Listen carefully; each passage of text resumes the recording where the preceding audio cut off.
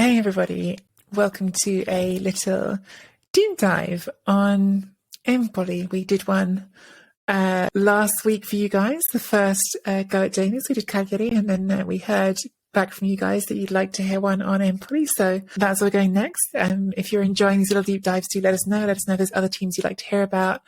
We know that when we do the main episode every week, it sort of inevitably gets focused quite a lot on certain big clubs and a particular title race, especially now as we get towards the end of the season, but probably all season long.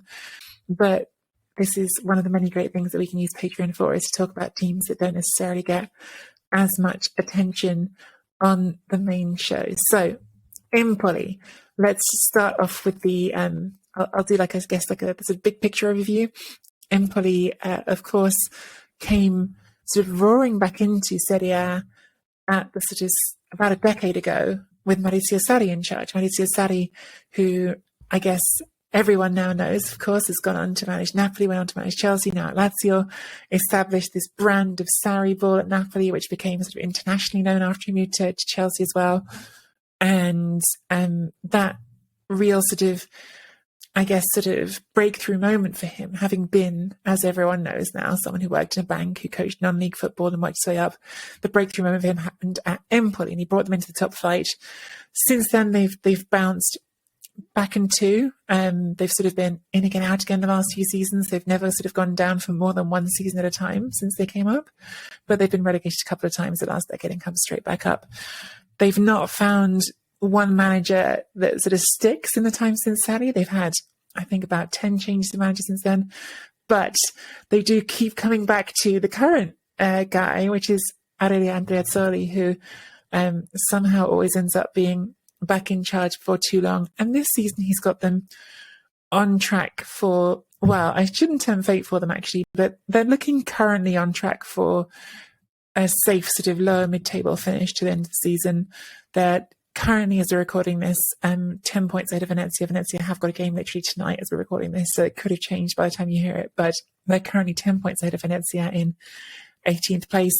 But they aren't on their best run of form since, just going to have a quick, should check this beforehand. I think they haven't actually won the game in Serie A since 15th of December. So no wins in 2022 in Serie A, a few draws, but they definitely have lost some momentum since the beginning of the year. Mina, why do you think Empoli are tailing off at this time? And do you think it's just entirely about a certain midfield regista who we're both quite fond of?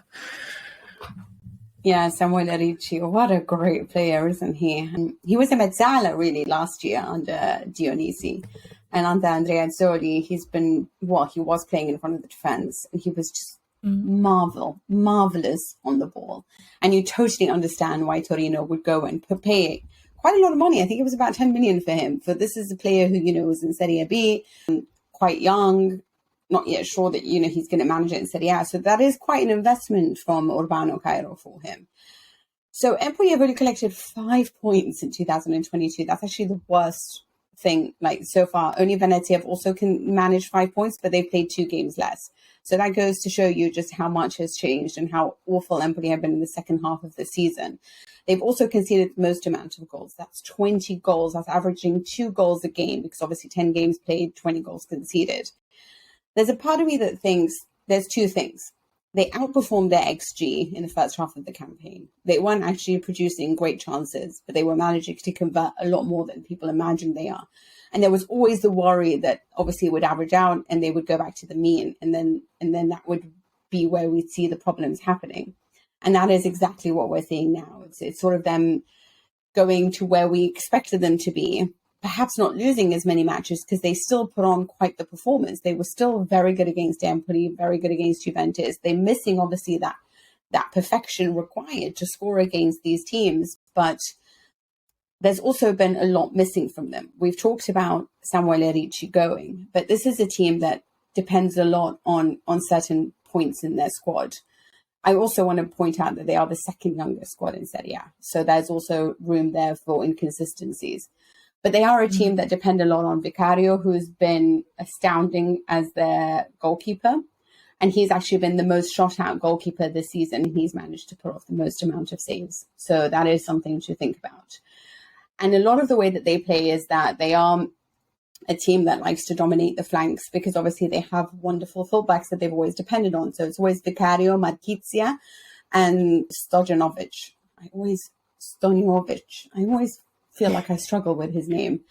And they've had Samuele Ricci, and obviously Haas, Swiss player who plays at the mezzala, is very good at creating those triangles on the wing, very tactically intelligent. Now Marquezza, who is their left back, as well as Haas, have been absent and both suffered a cruciate ligament injury. So they're out for the rest of the season. That's had a huge impact on the way that Empoli, really plays their game. And they went from being the team that covered the second team that runs the most in terms of kilometers per game to now being fifth. And then when you add Samuele Ricci to that, it becomes, a huge problem, because now you're missing somebody who's so excellent and intelligent on the ball. Now, it's interesting about this team is because, they do have good fullbacks to represent. They've relied on Parisi and Cacace. But obviously, Marquizza is on a different level there. And he is, very well, let's say, accustomed to the Empoli style of play. Parisi, I much prefer to Cacace, because I think he's the guy that gets stuck in. He's got a great, personality, plays with character, isn't intimidated by the opponent whatsoever. And I feel like had he started, for example, against Juventus, it would be a lot better. My issue with them most of all is, Ricci, I'm a big fan of their sporting director. It is Pietro Accardi, and he speaks with such intelligence. I love listening to him, and he's created an amazing team. Like Dionisi had such a beautiful team and got them promoted. And a lot of that, his work, as well as combined with Accardi's work, has managed to bring Empoli to where it is. And I like him because he's somebody who hates algorithms, right? So it's kind of like a little bit the opposite of what Venezia do. He's not interested in how often you run. He's very much dependent on the naked eye, what he sees, what he likes. And then he talks a lot about personality. So it's a lot of what Beppe Marotta does, which is talk to the man, see whether or not he really wants to be there.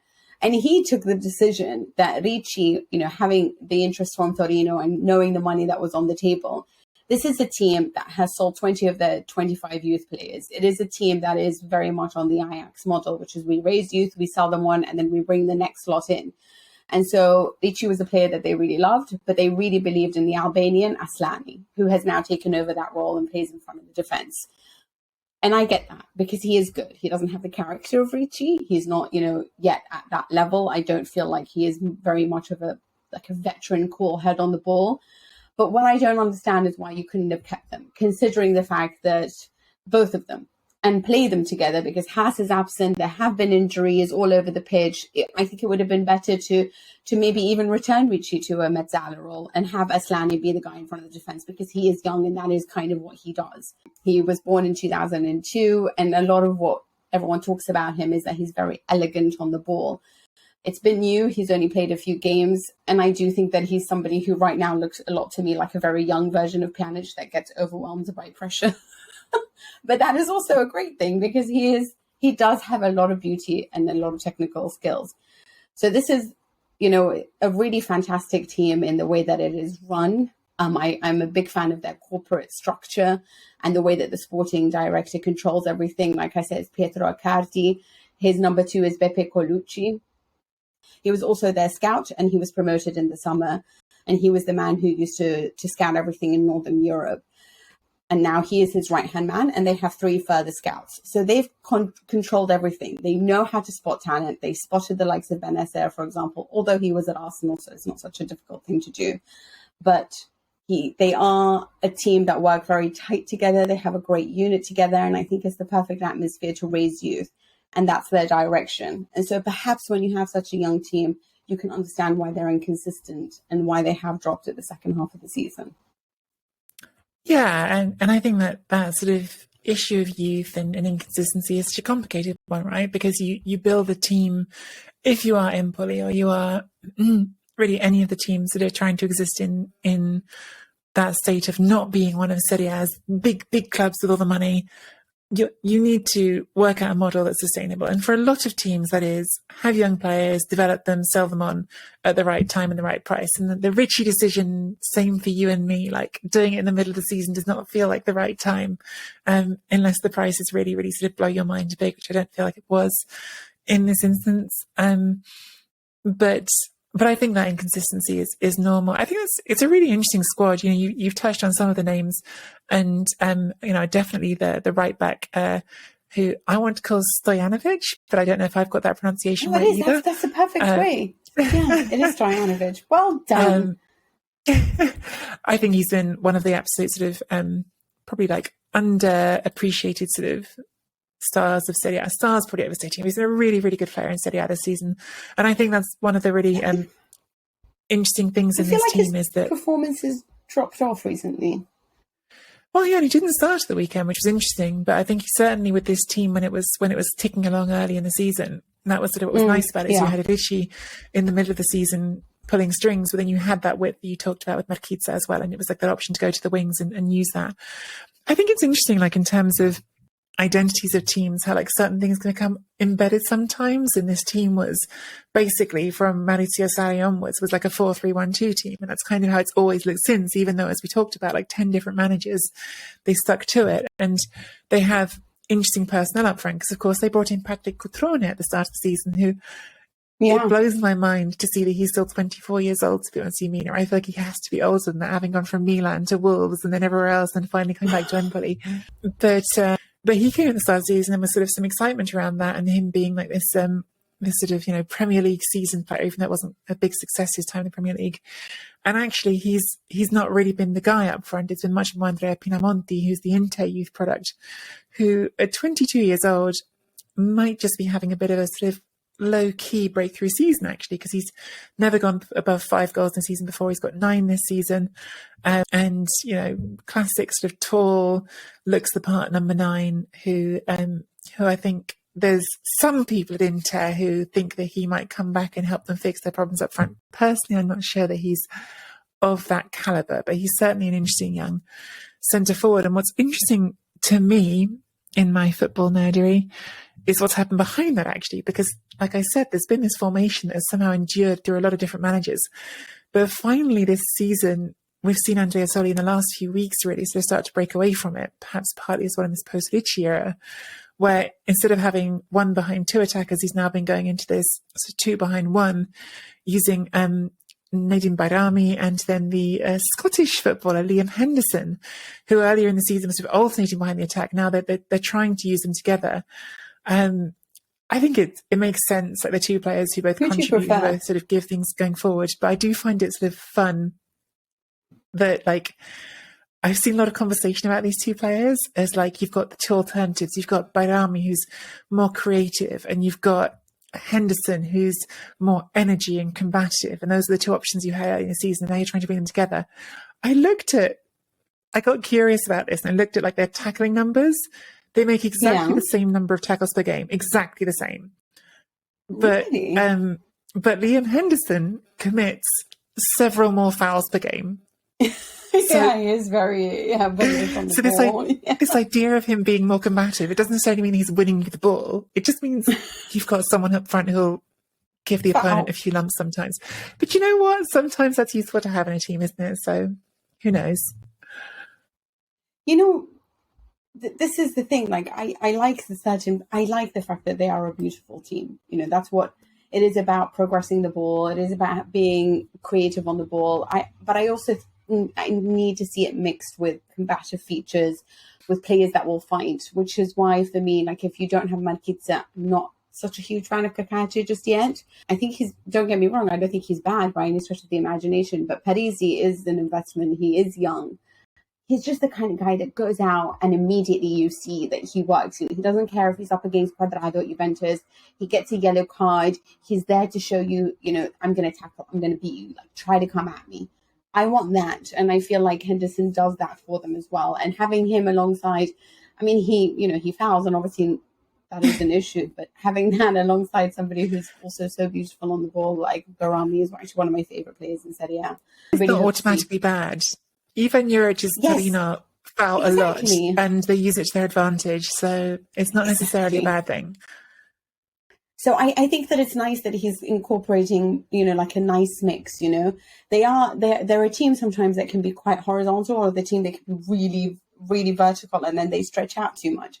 So it's all just about finding the balance in everything that they do, that they're still pretty on the ball, but still combative. And it's just about them finding the balance. But I do think they're too good to go down. And I think they have enough there to stay up. And I really enjoy their style of football, and also just the different players that I feel all have a very interesting story and all can contribute something so much. And I think that a lot of us could keep an eye on them for the future. I'm interested to see how Parisi grows up and whether Aslani can really take over from Samuel Erici, Vicario is just a goalkeeper whose name doesn't come up that often. So I think they have a lot of, and Pinamonti obviously being the star. So I want to see how they develop, but I'd be very, very upset if they do find themselves in a relegation battle if results continue the way they are. Yeah, I think it's interesting. There's always more than one way to like do things, right? Like, I was going to say that phrase is more than one way to skin a cat, and I hate that phrase so much, but it always comes into my head. Like, it's such a weird, horrible phrase. There must be like a less gross equivalent to that phrase that I need to learn to like train my brain to.